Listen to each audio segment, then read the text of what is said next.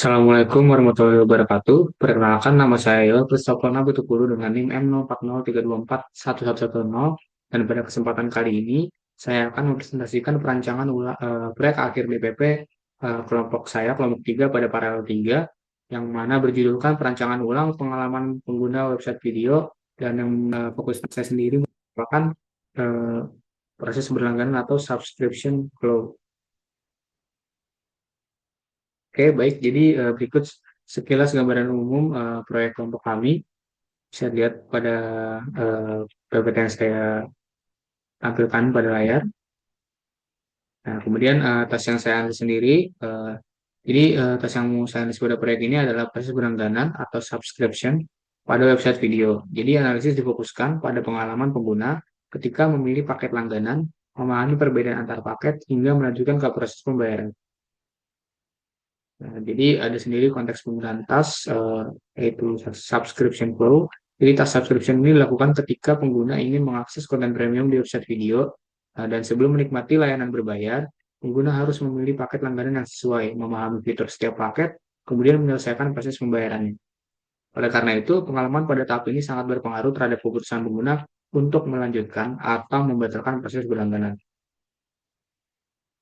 Berikut ada perangkat dan lingkungan yang digunakan oleh pengguna untuk mengakses video dan melakukan transaksi berlangganan. Oke, jadi perangkat sendiri bisa dari laptop atau PC atau juga bisa dari smartphone, Android atau iPhone atau mungkin tablet. Nah, lingkungan sendiri itu kalau laptop PC bisa di rumah, kalau Android dan iPhone itu bisa di kos, apartemen atau bisa saja mobile berpindah-pindah tempat. Nah, adapun referensi produksi jenis yang kami gunakan sebagai patokan untuk kelompok kami itu menggunakan aplikasi atau software Netflix, yang mana merupakan salah satu layanan streaming digital terbesar di dunia yang menyediakan berbagai konten hiburan seperti film, serial, dokumenter, hingga acara original. Nah, jadi platform ini tuh juga terkenal memiliki antarmuka yang sederhana, navigasi yang intuitif, serta proses berlangganan yang jelas dan mudah dipahami oleh pengguna. Nah, jadi dalam proyek ini tuh kami pakai Netflix ini karena kita tahu lah kalau dia ini sudah cukup efektif dan juga populer uh, untuk streaming platform sehingga kita menggunakannya sebagai referensi. Oke, adapun target user untuk redesigning UI UX video sendiri itu ada remaja hingga dewasa dari kurang lebih 17 sampai 50 tahun. Jadi pengguna yang aktif mengakses layanan streaming digital untuk menikmati film, serial olahraga maupun konten hiburan lainnya. Kemudian ada pengguna yang baru dan pengguna lama, baik pengguna yang baru pertama kali ingin berlangganan maupun pengguna yang ingin memperpanjang, mengganti, atau mengevaluasi paket langganan yang dimiliki. Kemudian calon pengguna premium, jadi pengguna yang ingin mengakses konten eksklusif video dan sedang mempertimbangkan paket langganan yang paling sesuai dengan kebutuhan anggaran. Kemudian ada pengguna dengan beragam tingkat literasi digital, mulai dari pengguna yang sudah terbiasa menggunakan platform digital hingga pengguna yang masih membutuhkan tampilan antarmuka yang sederhana, jelas, dan mudah dipahami. Kemudian ada pun stakeholder pada proyek akhir kali ini, mana pertama itu ada pengguna video, jadi dia menggunakan website untuk memilih paket langganan dan menikmati konten video, konten premium. Kemudian ada admin video, jadi dia mengelola informasi paket langganan serta konten yang ditampilkan kepada pengguna. Kemudian ada developer ini mengembangkan dan memelihara fitur subscription agar berjalan dengan baik. Kemudian ada UX designer, menganalisis pengalaman pengguna, mengidentifikasi masalah usability, dan memberikan rekomendasi perbaikan desain. Kemudian ada tim produk atau bisnis, menentukan strategi bisnis, harga paket, serta meningkatkan conversion rate pengguna yang berlangganan. Kemudian ada manajemen video, ini untuk mengawasi pengembangan produk dan memastikan layanan subscription memenuhi kebutuhan pengguna serta target bisnis. Oke, next tujuan utama. Jadi ada beberapa poin tujuan utama yang kita tekankan pada proyek kali ini. Yang pertama ada memperjelas, kita memperjelas perbedaan setiap paket langganan sehingga pengguna dapat membandingkan pilihan dengan lebih mudah. Kemudian ada poin kedua yakni mempermudah. Jadi kita bertujuan untuk memudahkan pengguna dalam memilih paket yang sesuai dengan kebutuhan tanpa harus membaca informasi yang berulang. Kemudian ada tujuan menyederhanakan, yakni kami menyederhanakan penyajian informasi dan juga alert subscription agar tidak menimbulkan cognitive load yang tinggi. Kemudian ada pun meningkatkan, kita juga bertujuan untuk meningkatkan rasa percaya diri pengguna sebelum melakukan pembayaran melalui penyajian ringkasan transaksi yang lebih jelas. Kemudian ada kelompok kami juga bertujuan untuk mempercepat proses pengambilan keputusan sehingga pengguna dapat menyelesaikan subscription dengan lebih efisien. Kemudian untuk mengurangi atau reduce, kita mengurangi kebingungan, keraguan, dan potensi kesalahan pengguna saat memilih paket maupun melanjutkan ke proses pembayaran. Oke, selanjutnya ada usability goals dan juga UX goals. Jadi masuk ke usability goals dulu. Jadi ada beberapa poin yang kita pecah pada usability goals. Ada efisiensi, effectiveness, reliability, reliability, dan juga error reduction. Saya jelaskan satu-satu. Jadi pada efisiensi atau ya efisien, pengguna dapat memilih paket langganan dengan cara cepat tanpa harus membaca seluruh informasi secara berulang. Kemudian dari effectiveness, jadi pengguna itu target kita itu agar pengguna berhasil menyelesaikan proses subscription tanpa mengalami kebingungan. Kemudian learnability, jadi pengguna baru diharapkan dapat memahami perbedaan paket dan juga alert subscription dengan mudah. Kemudian memorability, jadi pengguna itu dapat kembali melakukan subscription tanpa perlu mempelajari ulang alur sistem. Kemudian ada error reduction. Jadi di sini kita berusaha untuk mengurangi kemungkinan pengguna agar tidak salah memilih paket atau ragu sebelum pembayaran. Oke, selanjutnya masuk ke bagian UX goals. Jadi ada beberapa poin juga. Yang pertama ada clarity. Jadi informasi di paket disusun sedemikian rupa dan juga lebih jelas sehingga mudah untuk dibandingkan.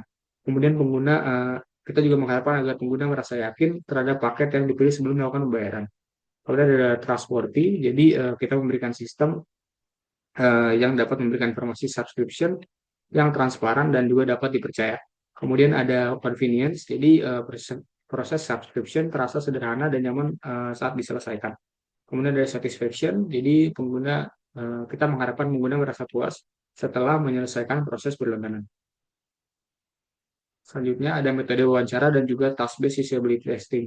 Jadi penelitian kelompok kami itu menggunakan metode semi-structured interview, yaitu wawancara dengan daftar pertanyaan yang telah disiapkan, namun tetap memberikan fleksibilitas untuk menggali pengalaman pengguna secara lebih mendalam. Nah, selain itu, kita juga melakukan task-based usability testing, di mana setiap partisipan diminta untuk menyelesaikan satu tugas utama, yaitu melakukan proses subscription pada website video, mulai dari memilih paket hingga menuju tahap pembayaran. Pengguna menyelesaikan tas secara mandiri tanpa arahan agar dapat diamati bagaimana mereka memahami alur sistem serta hambatan yang muncul selama proses berlangsung. Selanjutnya ada masalah dan juga risiko perancangan. Oke, masuk ke bagian masalah dulu. Jadi ada beberapa poin masalah yang sudah saya list. Pertama itu perbedaan paket yang kurang jelas. Pengguna harus membaca deskripsi satu persatu untuk memahami setiap paket. Kemudian yang kedua ada cognitive load yang tinggi. Banyaknya pilihan paket dan metode pembayaran membuat pengguna itu merasa kewalahan. Kemudian tidak ada ringkasan transaksi. Pengguna itu merasa ragu karena tidak dapat memastikan kembali paket yang dipilih sebelum pembayaran. Kemudian ada proses pengambilan keputusan menjadi lama. Jadi pengguna membutuhkan waktu yang lebih lama untuk menentukan paket yang sesuai. Selanjutnya ada pengalaman subscription kurang nyaman. Pengguna merasa bingung dan kurang percaya diri selama proses berlangganan. Selanjutnya ada masuk ke bagian risiko. Adapun beberapa risiko juga kita bagi menjadi beberapa poin.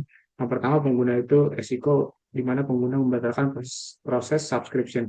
Nah, jadi pengguna itu keluar sebelum menyelesaikan pembayaran karena merasa bingung. Kemudian ada conversion rate yang menurun. Nah, karena sedikit pengguna yang berhasil menyelesaikan pembayaran paket langganan. Selanjutnya ada menurunnya kepercayaan pengguna. Pengguna menganggap proses subscription ini rumit dan juga kurang profesional. Kemudian resiko keempat itu ada berpindah ke platform kompetitor. Pengguna memilih layanan streaming lain dengan proses berlangganan yang lebih sederhana. Kemudian ada potensi kehilangan pengalaman premium. Nah, kesulitan dalam proses subscription itu dapat menyebabkan dan juga dapat mengurangi jumlah pengguna yang melakukan transaksi atau melakukan berlangganan. Selanjutnya ini ada customer journey map dan juga empathy map pada responden saya, yakni teman saya sendiri itu ada kasar. Bisa dilihat di sini yang di atas itu ada CJM, yang di bawah ada empathy mapnya. Jadi mungkin kita coba jelaskan secara singkat aja. Jadi di sini bisa dilihat before-nya, dari bawah beberapa audio video yang bisa ditonton jika berlangganan, kayak langganan dulu. Nah, emosinya juga ada di sini. Dari netral, kemudian pain point-nya. Nah, ini yang perlu di-highlight, pain point-nya belum ada masalah, hanya menyadari perlu berlangganan pada saat ingin mengakses konten video berbayar. Kemudian masuk ke stage starting, di mana dimulai, dia mengklik tombol subscribe, selanjutnya Kemudian bisa dilihat emosinya itu bingung, bisa dilihat juga di emotion apa nih, emotion lainnya gitu. Nah, terus ada pain point-nya yang berangganan tidak jelas. Selanjutnya lagi, saat sedang dilakukan masuk ke stage steering. Nah, terus bisa lihat pain point-nya dan juga emosinya ragu, kemudian critical moment, sehingga afternya emosinya itu lega, namun pain point-nya itu status langganan tidak langsung terlihat jelas. Jadi di sini bisa dilihat di bagian empathy map-nya, rekan saya Rasar itu ada 6, pilihan paketnya lumayan banyak, jadi harus dibandingkan dulu. Awalnya dikira bisa langsung bayar, ternyata harus pilih paket terlebih dahulu. Kemudian tim sendiri mengharapkan proses berlangganan yang cepat dan sederhana. User ini berpikir bahwa sistem akan langsung menampilkan paket yang paling direkomendasikan. Nah, dasarnya itu mencari tombol subscribe, membuka halaman paket langganan, lalu membandingkan beberapa paket sebelum memilih salah satu. Kemudian bagian feels-nya itu bingung saat melihat banyak pilihan paket, ragu saat menentukan paket yang paling sesuai, lalu merasa lega setelah memahami pilihan paket yang tersedia. Di bagian needs, informasi perbedaan paket yang lebih jelas, serta rekomendasi paket yang paling populer atau paling sesuai bagi pengguna baru. Nah, kemudian ada responden saya yang kedua, rekan saya juga ini namanya Cornelius. Bisa dilihat juga CJM-nya dan juga empathy map-nya.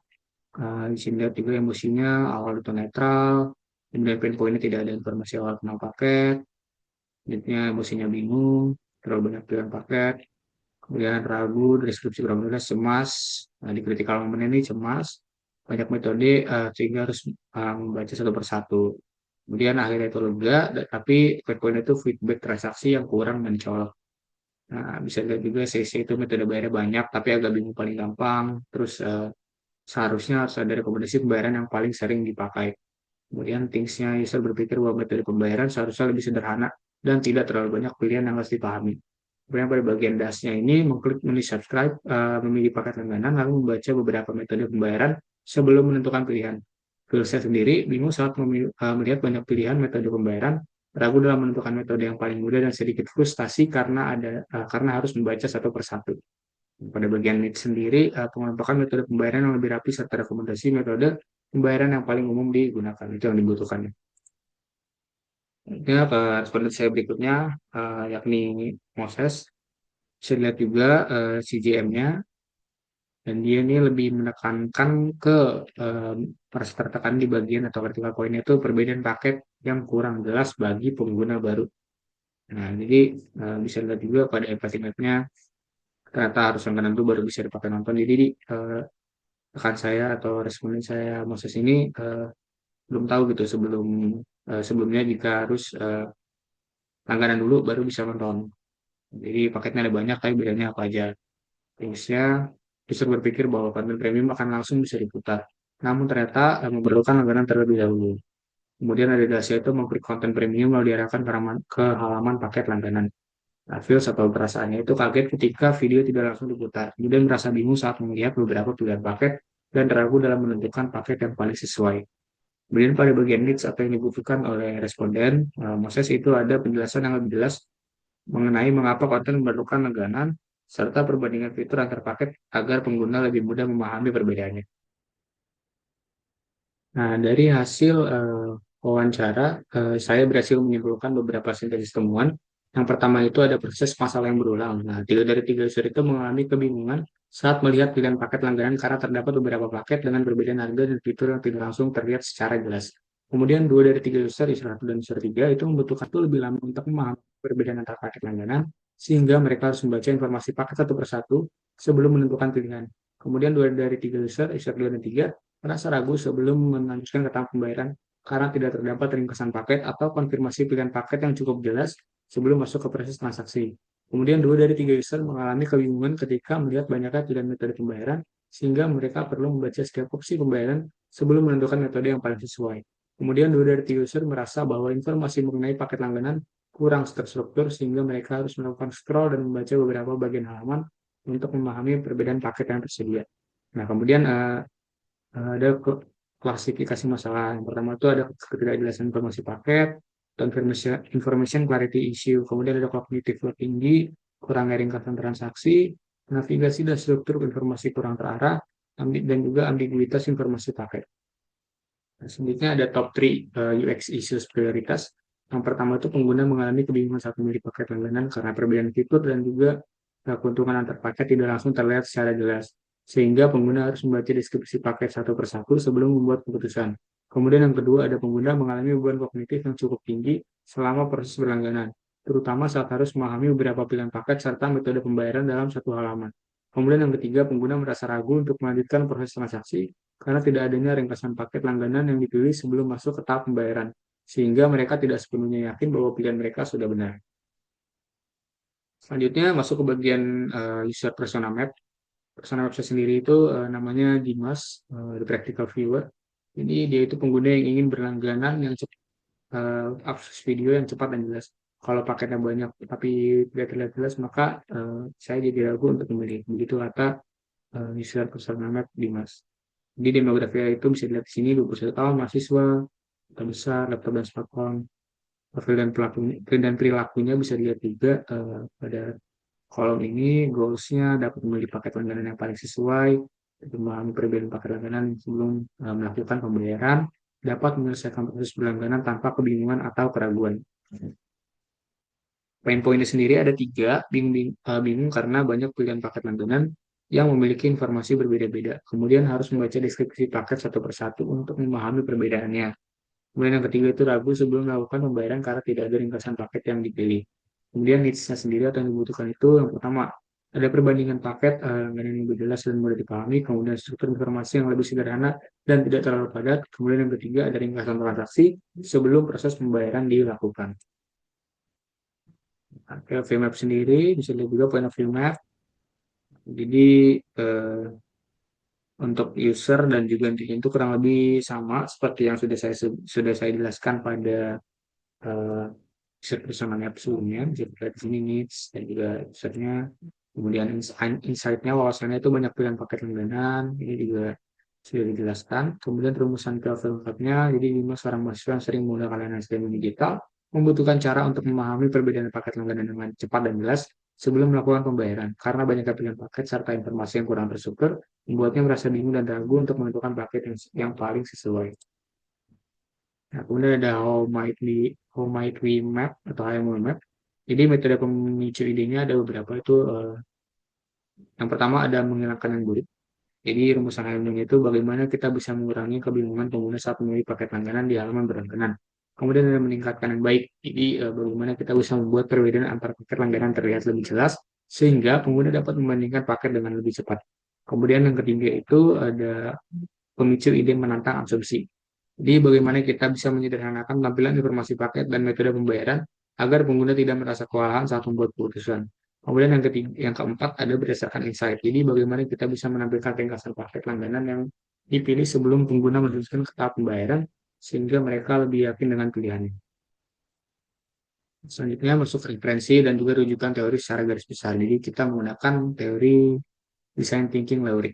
Jadi pendekatan ini berpusat pada pengguna atau human-centered approach untuk memecahkan masalah secara kreatif melalui tahapan empathize, define, ideate, prototype, dan juga test. Di metode ini membantu menghasilkan solusi desain yang sesuai dengan kebutuhan pengguna berdasarkan hasil riset dan juga evaluasi. Oke, jadi bisa dilihat ini ideation map-nya. Saya menggunakan metode 2x2 matrix. Bisa lihat, jadi apa namanya, pada sumbu Y itu ada dampak. Nah, makin bawah itu low impact atau dampak kecil, kemudian makin ke atas itu dampaknya makin besar. Kemudian di sumbu X itu ada usaha, yang mana semakin kiri dia impact-nya semakin kecil, dan semakin kanan impact-nya semakin besar. Bisa lihat di bagian high impact pada dampak, tapi low impact pada usaha. Jadi usahanya nggak terlalu banyak, tapi berdampak besar. Itu ada comparison table view, highlight recommended plan, dan juga sticky summary panel. Bisa lihat detailnya pada PPT. Kemudian untuk yang high impact pada usaha atau usahanya perlu besar dan juga dampaknya itu juga besar. High impact di dampak, high impact di usaha. Itu ada di yang warna biru ini, ada interactive filter dan sorting dan juga step by step subscription flow.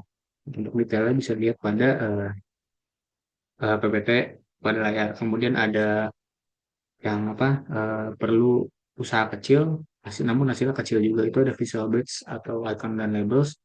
dan juga expandable package card. Kemudian ada yang usahanya itu perlu usaha besar, namun dampaknya itu kecil. Itu ada prepayment confirmation page. Jadi bisa lihat pada sticky notes merah ini, jadi menjadikan halaman konfirmasi sebelum pembayaran untuk menampilkan ringkasan paket yang dipilih. Nah, selanjutnya masuk ke bagian style design. Bisa dilihat pada layar, color palette yang kami gunakan itu ada ini, ada primary red untuk button dan juga beberapa elemen-elemen kecil lainnya. Kemudian ada backgroundnya, ini dark gray ya, dark gray. Kemudian surface-nya juga dark gray. Kemudian teks yang mute itu kayak gini, abu-abu. Abu-abu ya masih lumayan gelap. Kemudian light gray. Bisa juga typography-nya kayak gini, buat header display bold, kemudian heading bold, kemudian ada subheading semi bold. Nah, ini buat body regularnya sama UI labelsnya. Kemudian buat komponennya sendiri, search bar kayak gini nanti, search bar ya. Kemudian buttonnya itu seperti ini, berlangganan, masuk, dan juga daftar. Kemudian ada content card kayak gini, navigation tabs-nya juga, terus kategori fields-nya, dan juga iconography-nya kayak gini. Nah, berikut juga saya tampilkan workflow yang saya kerjakan, yakni tas pada alur berlangganan atau subscription flow. Bisa lihat dari beranda terlebih dahulu, kemudian memilih paket. Di sini saat memilih uh, tombol subscribe. Nah, bisa lihat juga UX improvement-nya itu comparison lebih cepat, scannable, mengurangi cognitive load, juga highlight recommended plan. Karena sebelumnya itu pada website video sendiri, uh, pada masuk bagian ini ya, pilih paket langganan ini lumayan rumit ya, karena banyak sekali yang mereka tawarkan sehingga membuat pengguna atau user itu lebih merasa kebingung daripada paham maksud daripada masing-masing paket yang akan dipilih oleh user. Kemudian setelah memilih salah satu paket, nanti bakal masuk ke summary-nya. Nah, baru di sini lebih dijelaskan lebih apa ya, lebih panjang gitu kan. Kalau di bagian pilih paketnya itu deskripsinya singkat saja. Kemudian pada di summary itu lebih detail dan juga benefit-benefitnya harus di-highlight. Nah, baru ntar setelah karena hal tersebut pengguna tuh pasti merasa lebih yakin untuk melakukan pembayaran karena lebih mengetahui rincian daripada paket yang akan dibeli oleh pengguna gitu. Kemudian saat masuk ke bagian beli, pengguna akan masuk ke layar metode pembayaran, baru memilih ya pengguna melakukan apa yang memilih metode pembayaran yang paling sesuai dengan kebutuhannya, kemudian melakukan pembayaran dan juga baru nanti masuk ke layar pembayaran berhasil dan juga langsung ada tombol mulai menonton yang mana akan balik ke bagian beranda. Nah, untuk prototipe sendiri, jadi value-nya ini saya bagi dua, ada value dan juga penjelasannya. Jadi prototipe itu value-nya pertama, prototipe dirancang untuk meningkatkan pengalaman pengguna selama proses subscription pada website video. Jadi perubahan yang dilakukan berfokus pada penyederhanaan alur, menjadi informasi paket yang lebih jelas, serta penataan elemen yang termuka agar pengguna dapat memilih paket langganan dengan lebih mudah, lebih cepat, dan percaya diri sebelum melanjutkan ke proses pembayaran. Kemudian penjelasannya, yang kesesuaian dengan tas dan juga skenario. Nah, tugas utama pada proyek ini adalah membantu pengguna menyelesaikan proses subscription, mulai dari memilih paket langganan hingga berhasil melakukan konfirmasi pembayaran. Jadi berdasarkan hasil usability testing sebelumnya, ditemukan bahwa pengguna mengalami kebingungan dalam membedakan paket langganan dan merasa kewalahan karena banyaknya informasi pada satu halaman, serta kurang yakin sebelum melakukan pembayaran. Oleh karena itu, prototipe dirancang untuk menyederhanakan alur subscription sehingga proses pengambilan keputusan menjadi lebih mudah dan juga lebih efisien. Oke. Nah, masih di bagian penjelasan prototype. Jadi perubahan utama yang dilakukan itu saya bagi menjadi 5 list. Pertama, menyederhanakan tampilan halaman subscription dengan mengurangi elemen yang tidak berkaitan langsung dengan proses berlangganan. Kemudian yang kedua, kita mengatur ulang posisi informasi paket agar lebih terstruktur dan juga mudah dibandingkan oleh pengguna. Kemudian yang ketiga, kita menggunakan kombinasi warna, tipografi, dan juga hierarki visual yang lebih menarik sehingga informasi penting lebih mudah untuk dikenali. Kemudian yang keempat, kita menghilangkan tampilan dashboard atau beranda. Ini penting karena saat memasuki proses subscription agar pengguna tetap fokus menyelesaikan proses berlangganan. Kemudian yang terakhir yang kelima, kita menyederhanakan alur pembayaran di mana pengguna hanya memilih metode pembayaran dan langsung menerima status verifikasi berhasil sehingga fokus evaluasi tetap berada pada pengalaman subscription bukan proses transaksi.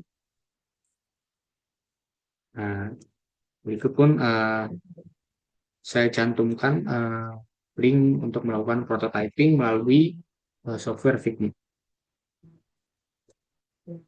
Kemudian masuk ke bagian testing. Jadi pada bagian testing ini ada beberapa tahap. Yang pertama di perencanaan.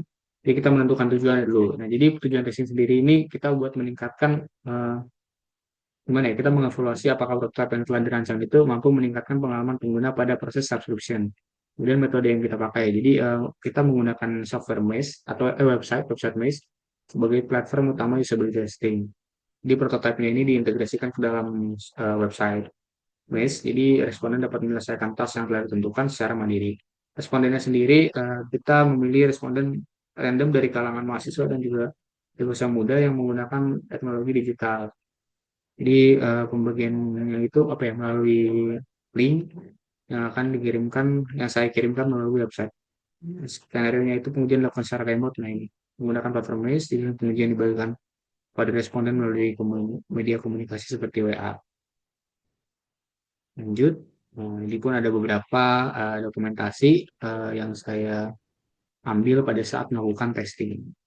Saya ngirim ke beberapa grup, kemudian ke beberapa rekan-rekan saya. Kemudian masuk ke bagian testing hasil temuan. Nah, bisa dilihat pada apa gambar yang saya cantumkan di sini. Jadi hasilnya itu merupakan bisa dilihat positif ya, karena 100% success rate dan juga 0% drop off. Jadi seluruh 8 responden, ya responden saya ada 8, bisa dilihat, berhasil menyelesaikan task dengan success rate 100% dan juga drop off 0%. Rata-rata waktu penyelesaian hanya 23,5 detik, menunjukkan bahwa alur subscription sudah cukup efisien. Meskipun masih terdapat misclick rate, yakni 37,3%. Seluruh pengguna tetap berhasil menyelesaikan proses berlangganan hingga selesai. Kemudian kita breakdown juga bagian usability-nya. Di sini bisa kita lihat ada beberapa apa ya, poin-poin negatif yang bisa kita ambil dari prototipe yang sudah saya luncurkan. Yang pertama itu halaman beranda memiliki rata-rata waktu interaksi paling lama itu sekitar 18 detik dan misklik rate 38%, menunjukkan beberapa pengguna masih membutuhkan waktu untuk menemukan tombol berlangganan. Ini benar karena sedikit apa ya, tombol berlangganannya kan karena ada di kanan atas dan ukurannya cukup kecil, walaupun sudah di highlight dengan warna pink dan juga sudah di bold, tetap pengguna memerlukan waktu yang cukup lama yakni 18 detik untuk menemukan tombol baru, untuk melakukan tombol berlangganan. Kemudian yang kedua itu halaman summary packet mencatat misklik rate tertinggi 67%. Jadi mengindikasikan bahwa sebagian pengguna masih mencoba berinteraksi dengan elemen yang bukan merupakan aksi utama sebelum melanjutkan ke pembayaran. Nah, kemudian meskipun seluruh responden berhasil menyelesaikan task 100% success rate, tingginya misklik pada beberapa halaman menunjukkan masih terdapat beberapa peluang untuk meningkatkan visual hierarchy, penempatan tombol, dan penekanan pada call to action agar alur subscription menjadi lebih intuitif. Untuk lebih jelasnya bisa dilihat pada gambar yang saya cantumkan pada PPT. Selanjutnya masuk ke bagian penutup dan juga refleksi juga beserta dengan kesimpulan. Nah, problem dan issues. Jadi secara keseluruhan redesign yang dilakukan ini berhasil menjawab sebagian besar permasalahan yang kita temukan pada tahap penelitian. Jadi poin-poin utama seperti kebingungan dalam membedakan paket langganan, tingginya cognitive load, serta kurangnya keyakinan pengguna sebelum melakukan pembayaran telah diminimalkan melalui penyederhanaan alur subscription, penataan ulang layout, dan juga penyajian informasi yang lebih terstruktur. Kemudian UX goals. UX goals yang ditetapkan pada awal proyek yaitu clarity, trustworthy, convenience, dan juga satisfaction secara umum telah berhasil dicapai. Informasi pada paket langganan menjadi lebih jelas untuk dibandingkan, proses subscription terasa lebih sederhana, serta pengguna lebih percaya diri sebelum melanjutkan pembayaran. Next. Masuk ke bagian insight, jadi melalui mata kuliah DPP sendiri, saya memahami bahwa keberhasilan sebuah desain itu nggak hanya ditentukan dari tampilan visual, tapi oleh kemampuan desain tersebut dalam menyelesaikan permasalahan nyata yang dialami oleh pengguna. Jadi setiap keputusan desain itu harus didasarkan pada hasil riset, kebutuhan pengguna, serta proses evaluasi yang berkelanjutan. Dan saya juga belajar tuh bahwa proses iterasi mulai dari identifikasi masalah, ideasi, pembuatan prototipe, hingga usability testing sangat penting untuk menghasilkan solusi yang benar-benar berpusat pada pengguna. Kemudian for next, what will I do? Jadi apabila diberikan kesempatan untuk mengembangkan proyek ini lebih lanjut, saya ingin melibatkan jumlah partisipan usability testing yang lebih beragam agar memperoleh insight yang lebih representatif terhadap pengguna video. Selain itu, saya juga akan mengembangkan fitur-fitur pendukung seperti uh, personalisasi rekomendasi paket, peningkatan aksesibilitas, serta melakukan evaluasi lebih mendalam terhadap elemen antarmuka yang masih memiliki tingkat misklik tinggi agar proses subscription menjadi semakin efisien, intuitif, dan nyaman bagi seluruh pengguna. Berikut pun pada PPT saya cantumkan beberapa link lampiran, ada Figma, ada FigJam, dan Prototype. Untuk lebih jelasnya bisa klik link-link yang sudah saya cantumkan. Oke, masuk ke bagian akhir. Terima kasih atas perhatiannya. Sekian presentasi akhir proyek DLP saya. Kurang lebihnya mohon maaf. Wassalamualaikum warahmatullahi wabarakatuh.